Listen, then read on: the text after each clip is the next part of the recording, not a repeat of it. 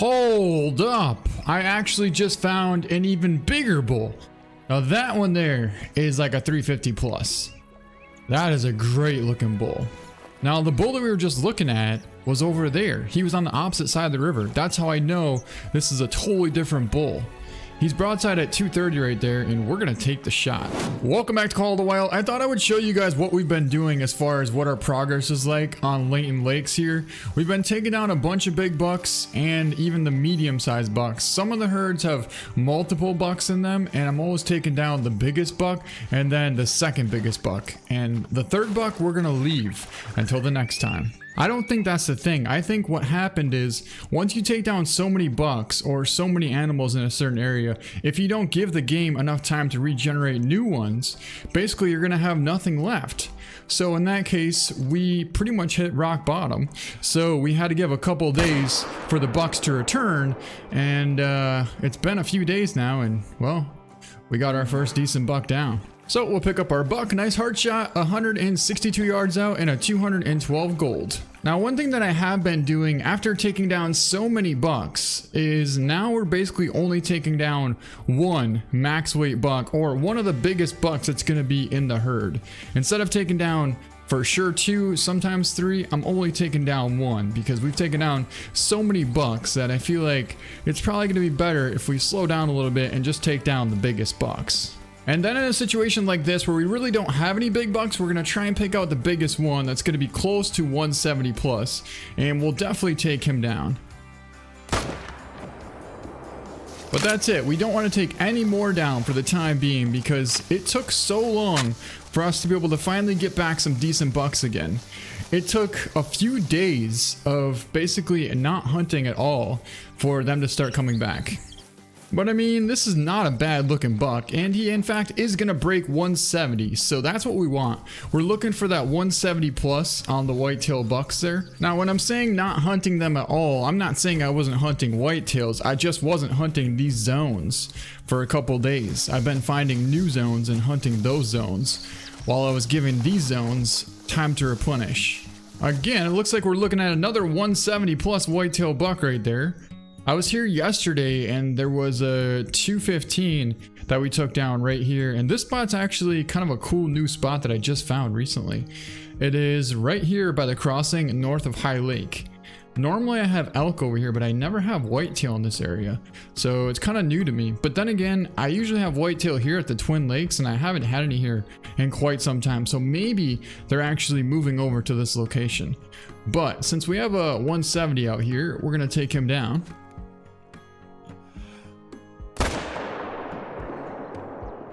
And that's gonna be it. Yeah, 172.4. Nice double lung heart shot at 230 yards. I thought there might have been another herd of whitetails over there. So that's kind of funny because we got a herd of whitetails right there, right on top of our tripod. I thought this was the same herd as the one that we just took a shot at because I saw them yesterday. And I was wondering why I never saw the max weight buck in this herd, and that's because it's a completely different herd of whitetail. I think we should probably take down that buck there. He's not going to be 170 plus, but at least he's way bigger than the rest of these. You know what I mean? He's not a 1. He's way bigger than a 1 for sure. So we might as well take him out. Not only that, our tent is right there as well. In fact, I think our tent is like right there.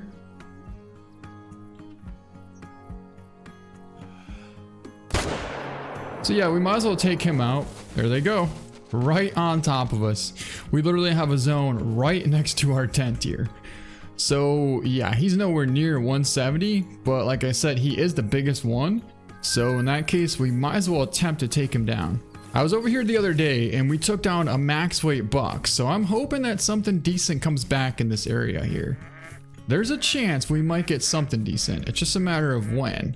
And also, there were quite a few whitetail here. I believe there's about 10 or 15 whitetail in this herd.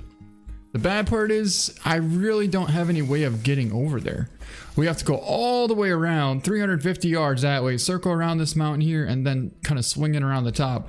And then we'll be able to kind of find a way over there. Or we have to go all the way over there, 500 yards back that way and circle all the way around. So maybe I'll figure out a way to set up a tent somewhere over there or something. I don't really know. Like, I think we should definitely take him for the time being.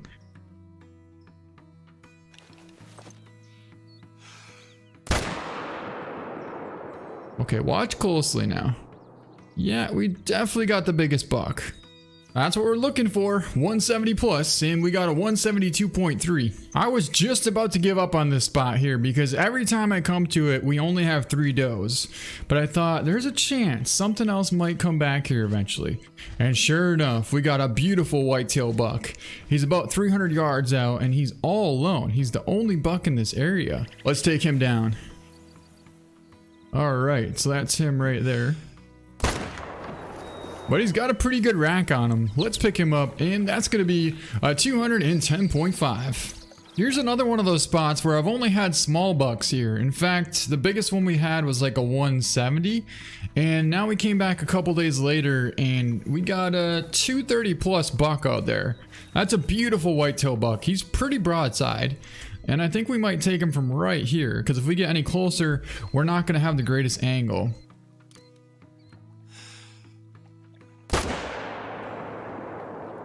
But that was definitely a smoke shot. And he's down. So yeah, I mean, I do feel like we're making good progress. The fact that we're giving them time to come back and respawn, and now I've only been taking down pretty much the biggest bucks of the herd. And sometimes the second biggest ones. But honestly, if there's only one big buck and then there's 2 small ones, I'll only take down the big buck. But I am overall impressed with this buck quite a bit because he does have a really good estimate. And based off the rack on him, I'd say he's a 230 plus. Yeah, he is a 236.3 and nice left lung at 310 yards. Do you guys remember when we found a max weight bull elk track on the stream the other day? Well, we just jumped him up and there he is right there. He's a pretty good bull, but he's gonna be like a 330 probably, maybe 315. Either way, he's guaranteed gold and we definitely want to try and take a shot on him. If I can get him to turn broadside, I would definitely go for it. But let's see what happens here. And he's gonna keep on walking, huh? Oh! You can just barely see his butt right there. Hold up! I actually just found an even bigger bull. Now that one there is like a 350 plus. That is a great looking bull. Now the bull that we were just looking at was over there. He was on the opposite side of the river. That's how I know this is a totally different bull. He's broadside at 230 right there, and we're gonna take the shot. We got the M1 on us. And so we're gonna sink one. Ooh, actually almost 2. I mean, honestly, if he's gonna come right towards us, we should be able to put a nice follow-up on him quite easily. But I really don't think we're gonna need to, because it looks like he's gonna pile up right in front of us. Check this out. And he's going down right there. Yeah, he must have went down because he never went up over that next ridge. The M1's not very powerful on a bull elk, but it will definitely take them down. And if you look right in front of us, you can see the rack on a massive bull elk. Let's take a look at him. He went down in a really cool position as well. But if I had to guess, I would say he's going to score like 338. Maybe 340s, actually. Because I do believe he does have the 340 plus rack. 343.20. Beautiful bull. Wow, that is one giant looking, stunning bull elk. We made a pretty awesome shot at 235 yards. Looks like we centered the lung pretty nicely. Now we could have went for a heart shot there, but I didn't want to hit that shoulder, so we played it safe and hugged it right behind that shoulder and placed it pretty much right on the money. I mean, I know we're not really hunting elk, but we found the second bull that we were looking at in the very beginning, which technically would be the first bull. He's bedded out there at 220 yards. Now this time, we're gonna try and attempt a heart shot because we really don't have any other option from that angle, but I do believe we could definitely make this happen.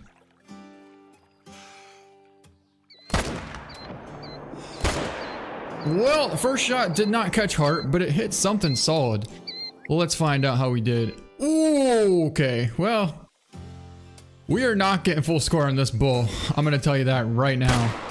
But at this point, we just need to get that thing down.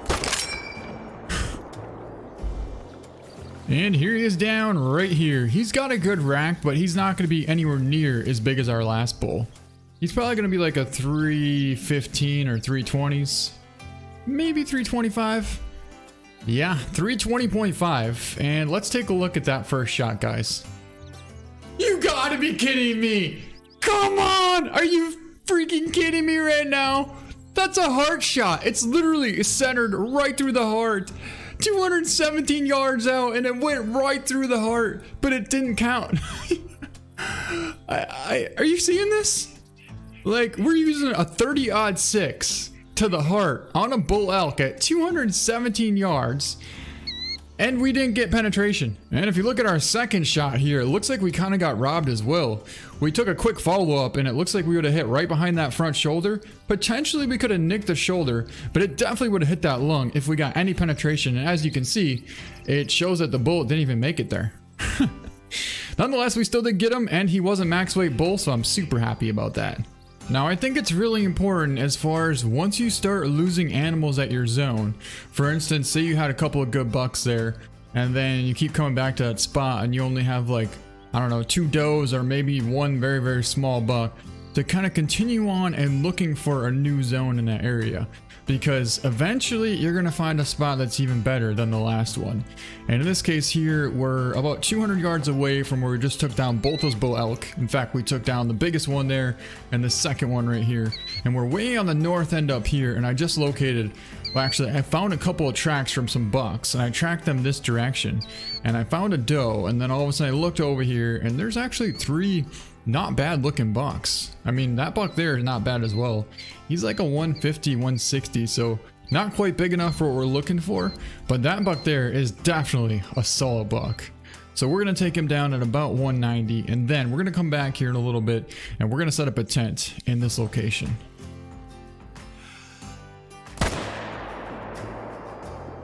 But that'll take him down. And you always want to double check the rest of the bucks in the herd, because there could be a massive buck somewhere that you just never got a chance to look at. See, there's the doe I saw. What's kind of cool about this is there's 1 doe and 3 bucks. But in this case here, since the whitetail are drinking right here at about 12:30 until 1600, what we're gonna do is set up a tent like back here, basically 250 yards away. So then we'll be up on that ridge. There's a pretty high mountaintop right there. We can look from way up there, and that's going to be kind of an awesome spot. So basically what you want to do is cycle your zones. Since some of your spots aren't going to be good, like, you're still going to have deer coming back, but it's very difficult to get them to come quick. You got to, you know, walk up to less than 150 yards away, start calling just to be able to get their attention, and then they start to come in.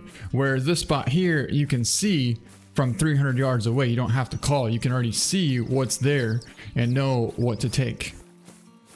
But yeah, this should be like a 189 whitetail buck, which is a pretty solid buck for sure, considering we want to get anything that's going to be 170 plus.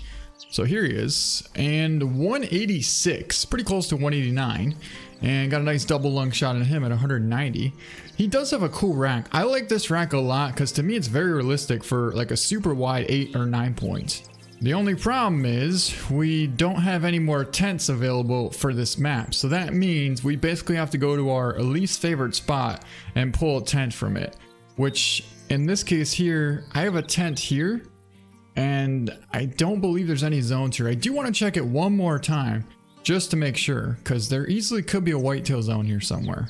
You know, I had a pretty good feeling there might still be a zone somewhere around here, and I was right, because we came over here and there's a couple of decent bucks out here. In fact, I believe there's 3 whitetails that are all pretty much shooters, which are going to be around the 170 plus mark here. So I'm pretty glad that we ended up checking out this area. What happened was we were over here at first and I had a zone here, but then that zone kind of disappeared. It was no good anymore.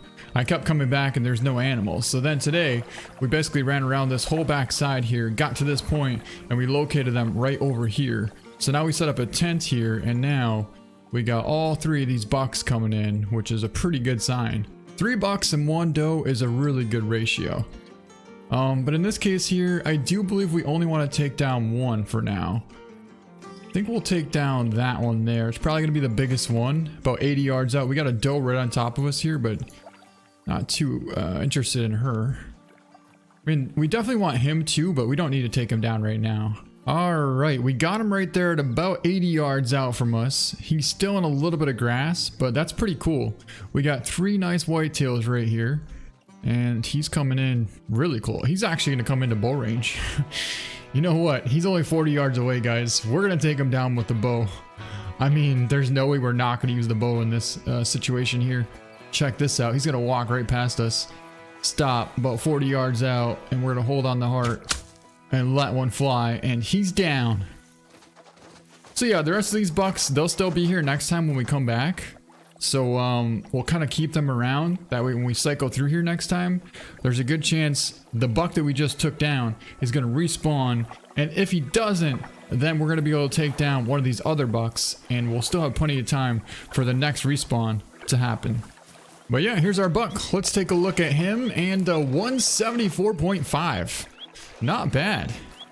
But that also leaves me with the fact that we still need to figure out where we can pull off a tent from. I know we could probably pull one from here, but there's a chance we might get a big buck to come back to the spot here. So I don't just want to pull one yet. I think we might try and pull this one though. Depending on if that big buck is still here, we might. So here's the thing. Whatever bucks are at your zone, if you don't shoot them, then the exact same deer or the same bucks are going to be at that exact same zone the entire time, literally, until you shoot them. So if they're there, then just let them be there and don't worry about them. And then you can go to a different spot that has a better setup. Okay, so then when we get here, I do believe I just saw. Holy, yeah, that's the big buck I'm talking about. See, but this situation here is not really ideal because 9 times out of 10 when I come to this spot, they're way back in that brush and I have to sit here and call forever and they never come out into range. Like, I've been here 4 times now, and the last 3 times I've been here, nothing came into range. But in this case here, yeah, we have this big buck here. But we're going to leave him. So that way we know nothing's going to respawn in this spot. These same deer are going to remain here the entire time. Alright, so we'll pull our tent here and head over to the north end. Not only that, what's not good about this spot here too is when you shoot something, you have to run like 350 yards away just to get to this point and then circle back another 200 yards to get to your animal. So it's really not very efficient, and if you're trying to get big bucks, it's all about efficiency. All right, here we go. Let's go for a little ride. We got a little ways to go, so I'm just gonna mute myself and we'll drive over there and hope you guys enjoy the ride.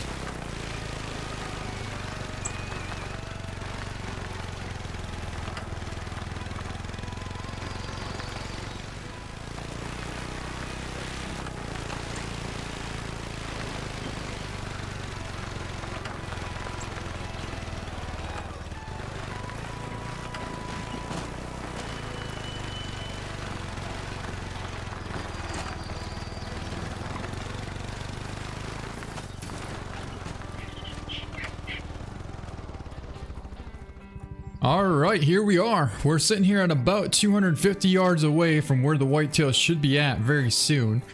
And we're going to place our tent right here. If I can. Oh, I had a spot. Okay, so that might be a little bit too close. But then again, can I go? Oh, hold up. Oh, that's perfect. Perfect setup right there. Then we're going to grab our tripod. We'll go down here, set it up like right there. And we should be looking pretty good. That's definitely another beautiful whitetail buck, 330 yards out. We've had several max weight whitetail come back to this spot here, or max potential. And I'm actually looking forward to seeing what's going to come back in this spot here. I want to keep an eye on it. But we should be able to hold right on the heart.